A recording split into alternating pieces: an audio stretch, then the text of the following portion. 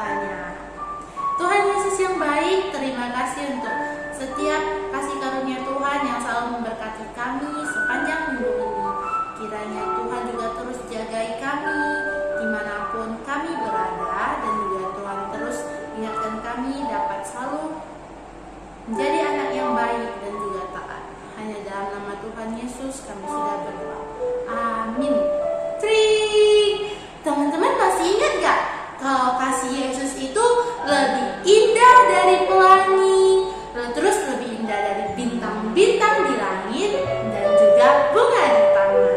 Nah, mari kita sama-sama menyanyikan lagu ini. Yuk, semua sama-sama bilang musik.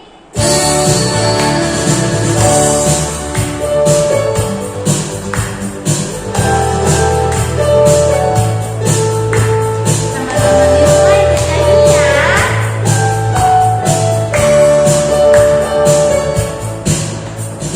Kasih Yesus indah indah oh indah, kasih Yesus indah indah oh indah, kasih Yesus, kasih Yesus indah indah oh indah, kasih Yesus indah indah oh indah,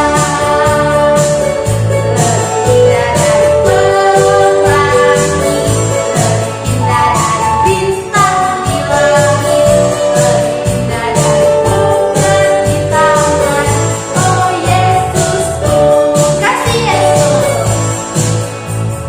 kasih Yesus indah indah oh indah, kasih Yesus indah indah oh indah, lebih indah dari pelangi, lebih indah dari bintang di langit, lebih indah dari bunga di taman. Oh Yesusku, lebih indah dari pelangi, lebih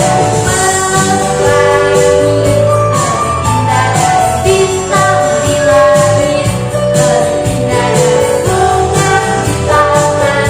Oh Yesusku. Hore! Yesus itu lebih indah kasihnya dari semuanya. Dan teman-teman juga harus ingat kalau Yesus itu mati untuk menebus dosa semua umat manusia. Jadi ayo kita nyanyi satu lagu lagi. Dia lahir. Teman-teman sudah siap? Oke.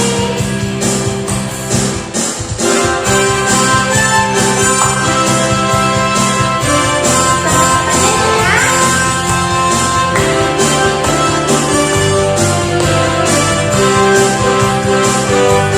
Dia lahir untuk kami, Dia mati untuk kami, Dia bangkit baru kami.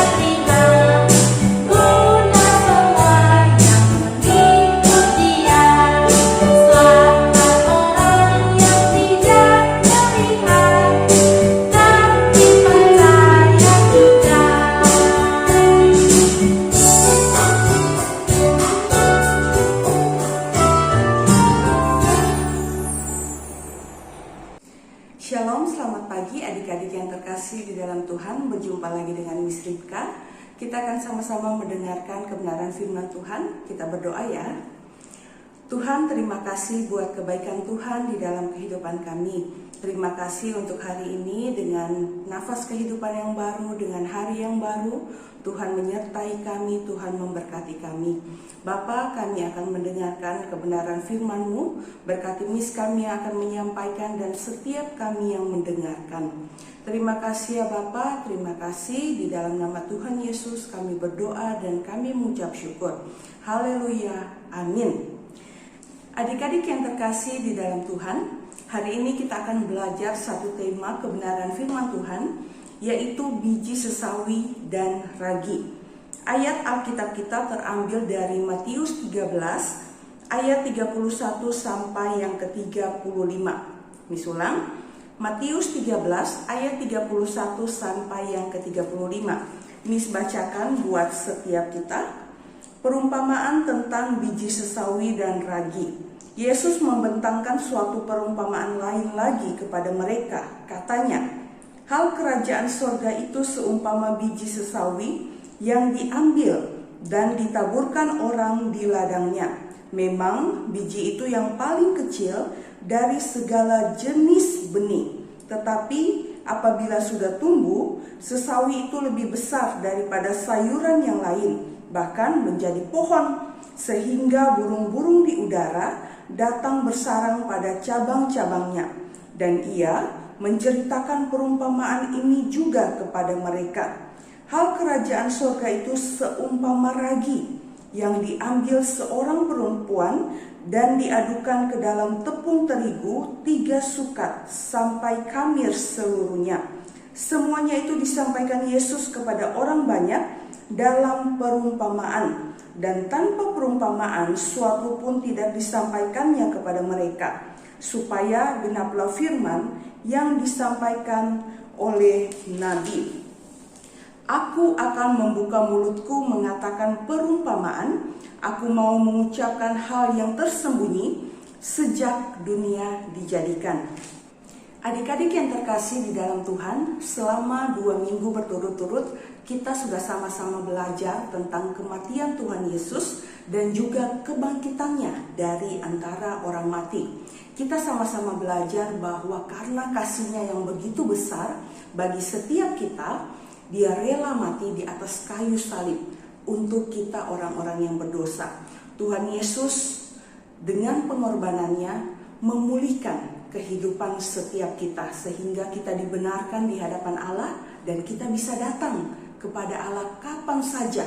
Tidak ada lagi yang menjadi penghalang kita dengan Allah. Kita juga sudah sama-sama belajar bagaimana Tuhan Yesus bangkit dari kematian, seperti apa yang difirmankannya ketika Dia masih hidup di dunia, bahwa anak manusia akan ditangkap, akan disalibkan, dan akan mati. Tetapi pada hari yang ketiga akan bangkit dari antara orang mati. Dan apa yang Tuhan Yesus katakan benar-benar terjadi. Tuhan Yesus bangkit dari kematian, memberikan pengharapan, memberikan kemenangan bagi setiap kita orang-orang yang percaya. Nah, adik-adik, kalau kalian membaca Alkitab, ketika Tuhan Yesus bangkit dari kematian, Tuhan Yesus masih ada di dunia kurang lebih selama 40 hari. Dan selama 40 hari, Tuhan Yesus ini hidup bersama dengan murid-muridnya. Ya, hidup bersama dengan murid-muridnya dan hubungan mereka begitu sangat baik. Setiap saat ketika Tuhan Yesus berjumpa dengan mereka, Tuhan Yesus selalu mengajarkan kebenaran kepada mereka. Sehingga ketika Tuhan Yesus tidak ada, bahkan ketika Tuhan Yesus sudah naik ke surga, mereka masih mengingat apa yang Tuhan Yesus ajarkan. Nah, adik-adik, Tuhan Yesus selama hidup bersama dengan murid-muridnya, Tuhan Yesus ingin supaya murid-murid mengetahui tentang rahasia kerajaan surga. Itulah sebabnya kenapa Tuhan Yesus seringkali menceritakan kebenaran firman Tuhan itu lewat perumpamaan. Kalian tahu apa itu perumpamaan? Perumpamaan adalah cerita dari kehidupan nyata, namun mempunyai makna rohani. Tuhan Yesus mengenal kehidupan tukang kayu itu seperti apa, kehidupan petani, kehidupan nelayan, bahkan kehidupan ibu rumah tangga seperti ibunya sendiri di Nazaret. Ketika Tuhan Yesus menyampaikan cerita, semua orang yang sedang sibuk, mereka meninggalkan pekerjaan mereka dan mereka mengikut Tuhan Yesus dan mereka mendengarkan apa yang disampaikan oleh Tuhan Yesus. Setiap orang mengerti dan menikmati cerita Tuhan Yesus. Kadang-kadang mereka tidak mengerti arti sesungguhnya, tapi mereka tidak pernah melupakan apa yang mereka dengar dari Tuhan Yesus. Nah, adik-adik, tadi Miss sudah membacakan ayat dari Matius pasal yang ke-13 ya. Di sana ada dua perumpamaan yang Tuhan Yesus berikan kepada murid-muridnya ya. Yang pertama adalah perumpamaan tentang biji sesawi. Jadi ceritanya seperti begini. Suatu kali ada seorang petani yang mempunyai bermacam-macam biji untuk ditanam di ladangnya. Kalian tahu biji-biji yang ditanam ya, kadangkala ada biji yang besar, ada biji yang kecil.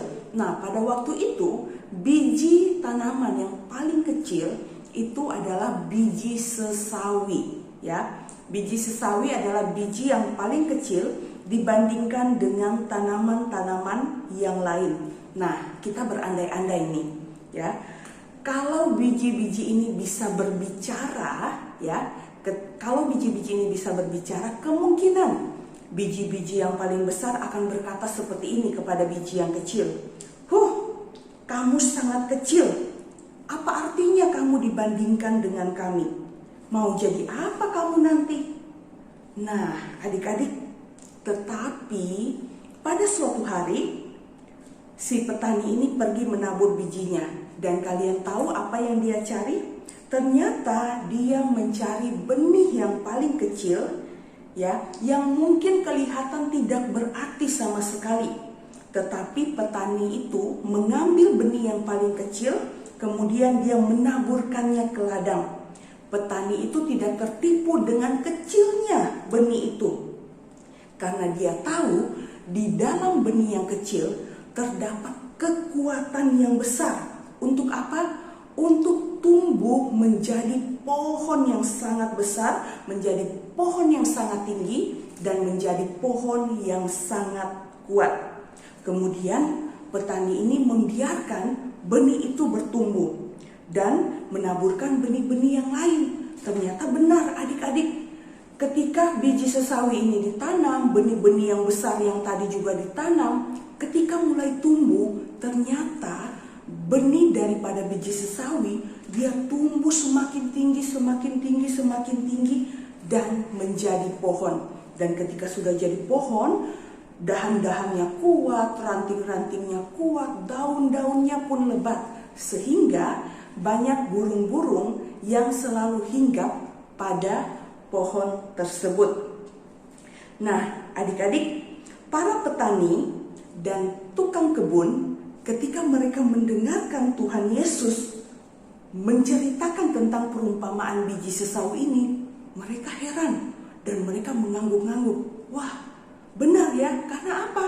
Karena mereka petani, karena mereka juga adalah tukang kebun. Jadi apa yang Tuhan Yesus sampaikan itu sesuai dengan kehidupan mereka.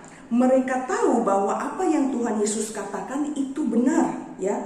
Belum tentu benih yang kecil menghasilkan sesuatu yang kecil. Hal yang besar dan penting dapat tumbuh dari sesuatu yang sangat kecil. Miss ulang ya. Benih yang kecil belum tentu menghasilkan sesuatu yang kecil. Hal yang besar dan penting kadangkala lahir dari hal yang kecil. Oke ya? Nah, sekarang kita mau masuk ke dalam perumpamaan yang kedua. Nah, perumpamaan yang kedua adalah tentang ragi. Kalian pasti pernah mendengar ragi. Kalau mama kalian mungkin suka buat kue, pasti tahu apa itu ragi. Tapi kalau belum ada yang tahu, Coba dengar cerita Miss supaya kalian tahu ragi itu apa ya Miss. Nah, ketika Tuhan Yesus selesai menceritakan perumpamaan tentang biji sesawi, Tuhan Yesus kemudian memandang ibu-ibu yang sedang duduk di sampingnya, ya, sedang duduk di sampingnya, dan dia mulai bercerita kepada mereka. Tuhan Yesus berkata begini, ada seorang ibu rumah tangga yang bangun pagi-pagi sekali.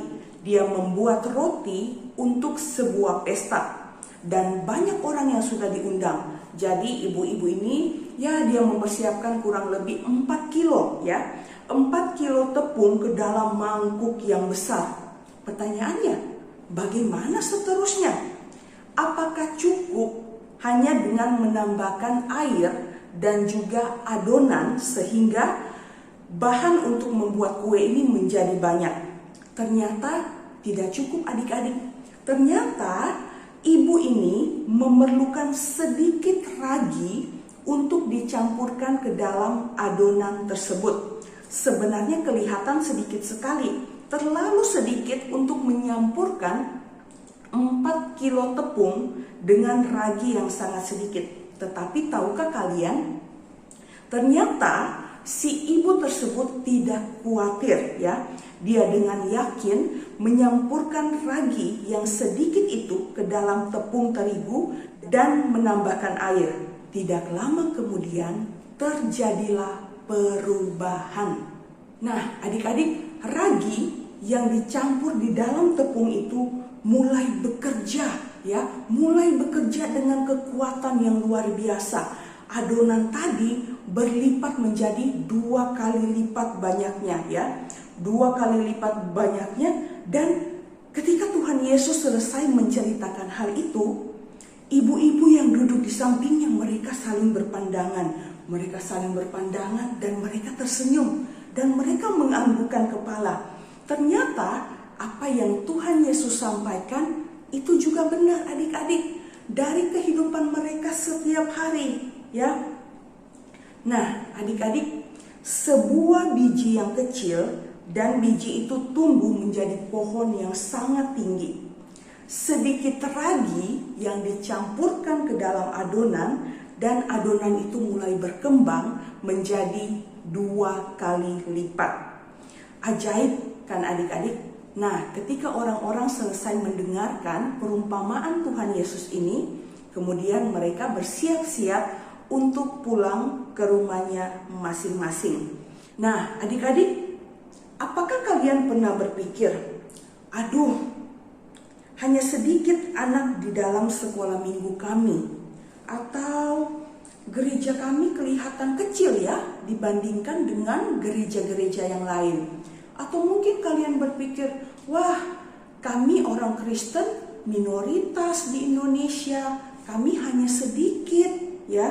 Nah, adik-adik, Tuhan Yesus ingin mengajarkan kepada kita untuk tidak berpikir seperti itu. Di dalam kerajaan surga, banyak hal penting itu dimulai dari yang kecil.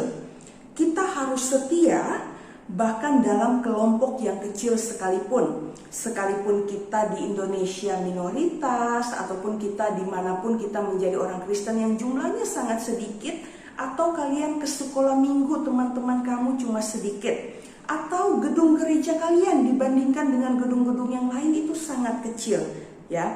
Nah adik-adik, tetaplah belajar dan bertumbuh melalui kebenaran firman Tuhan. Di dalam waktu Tuhan, Allah dapat memberikan pertumbuhan yang luar biasa. Apa yang ingin Tuhan Yesus ajarkan melalui cerita tentang ragi? Dan apa yang dapat kita pelajari tentang kerajaan surga melalui perumpamaan ini? Nah adik-adik, supaya kalian bisa memahami maksud dari perumpamaan ini, Miss mau menceritakan satu cerita buat kalian. Di sebuah sekolah, khususnya di kelas 5, ada 3 orang anak Kristen. Salah satunya bernama Brian. Brian ini dia menjadi ketua bagi kedua temannya yang Kristen. Jadi mereka itu selalu berdoa bersama-sama setiap minggunya ya. Setiap minggu mereka ada waktu untuk berdoa bersama-sama. Dan ketika di dalam kelas, apa yang mereka lakukan? Banyak teman-teman mereka yang bukan Kristen, mereka itu seringkali mempermainkan guru, suka bercerita, suka ganggu teman. Tetapi Brian dan teman-temannya selalu berusaha untuk menasehatkan teman-teman mereka, sehingga alhasil banyak dari teman-teman mereka yang tidak lagi atau mengurungkan niat mereka untuk mengerjai guru atau mengerjai teman mereka. Nah, adik-adik, dari cerita ini kan kita bisa melihat Brian dan temannya, mereka yang beragama Kristen hanya 3 orang. Mungkin kita lihat, wah, dampaknya nggak akan besar. Mereka mungkin nggak akan berarti dibandingkan dengan teman-teman yang banyak. Tetapi kita lihat Tuhan memakai mereka sehingga mereka bisa menjadi berkat buat teman-teman mereka. Dan teman-teman mereka banyak yang berubah menjadi baik. Nah, anak-anak, itulah maksud Tuhan di dalam perumpamaannya. Meskipun hanya ada sedikit anak-anak Tuhan, mereka mempunyai pengaruh yang besar. Mereka mendapatkan kekuatan dari Tuhan Yesus, sehingga meskipun sedikit, mereka dapat berdiri dan mengerjakan sesuatu yang lebih besar dan berarti. Dan dalam waktu Allah, kita semua akan mengalami pertumbuhan. Adik-adik yang terkasih di dalam Tuhan, hal itu juga diajarkan oleh Tuhan Yesus di dalam Lukas 12 ayat 32. Orang-orang Kristen atau gereja disebut sebagai kawanan kecil karena kadang-kadang jumlah mereka tidak cukup banyak jika dibandingkan dengan mereka yang mempunyai kepercayaan yang berbeda. Tapi Tuhan Yesus mengatakan untuk tidak takut karena Allah berkenan memberikan kerajaan itu kepada mereka.